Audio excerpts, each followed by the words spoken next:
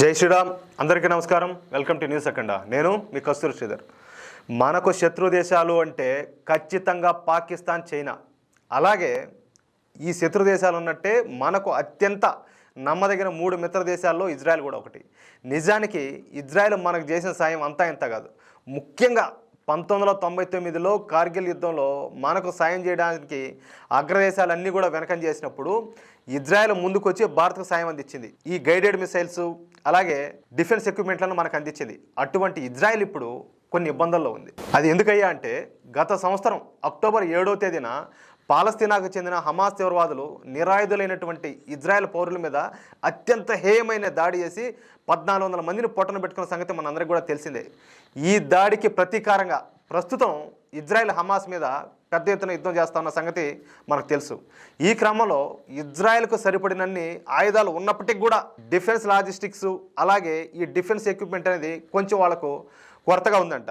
ఇప్పుడు ఆ కొరతను భారత్ తీర్చే అవకాశం ఉన్నట్లు మనకు స్పష్టంగా తెలుస్తూ ఉంది. ఇజ్రాయెల్కు సరిపడినన్ని డిఫెన్స్ లాజిస్టిక్స్ను అలాగే డిఫెన్స్ ఎక్విప్మెంట్లను ఇజ్రాయెల్కు భారత్ ఎగుమతి చేయనట్లు మనకు తెలుస్తూ ఉంది.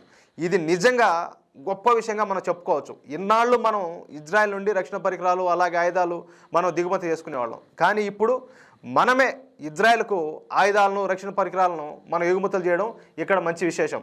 నిజంగా ఇది ఒక మిత్రబంధానికి ఇది ఒక ఉదాహరణ. ఎందుకంటే మనం కష్టాల్లో ఉన్నప్పుడు, మనం ఇబ్బందుల్లో ఉన్నప్పుడు, మనం యుద్ధం చేసేటప్పుడు వాళ్ళు మనకు సహాయ సహకారాలు అందించారు. వాళ్ళు మనకు కావాల్సినటువంటి ఆ డిఫెన్స్ పరికరాలని, సామాగ్రిని, మందుగుడిని వాళ్ళంతా కూడా మనకు సరఫరా చేశారు. గతంతో పోల్చుకుంటే అంటే యూపీఏ హయాంలో పోల్చుకుంటే ఇప్పుడు నరేంద్ర మోడీ గారు ఇప్పుడు ప్రధానిగా బాధ్యతలు స్వీకరించిన తర్వాత రక్షణ రంగ పరంగా మనం కూడా అభివృద్ధి చెందిన విషయం మనకు అందరికీ తెలుసు.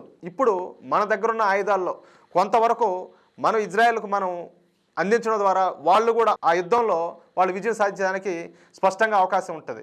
ఈ వీడియోపై మీ యొక్క అమూల్యమైన అభిప్రాయాలను ఖచ్చితంగా కామెంట్ రూపంలో తెలియజేయాలని కోరుకుంటూ, అలాగే ఈ వీడియో నచ్చితే లైక్ చేయడం, షేర్ చేయడంతో పాటు దయచేసి ఎవరైనా ఇంతవరకు మన ఛానల్ సబ్స్క్రైబ్ చేసుకోకపోతే ఖచ్చితంగా ప్రతి ఒక్కరూ సబ్స్క్రైబ్ చేసుకోవాలని మళ్ళీ కోరుతున్నాను. జై శ్రీరామ్.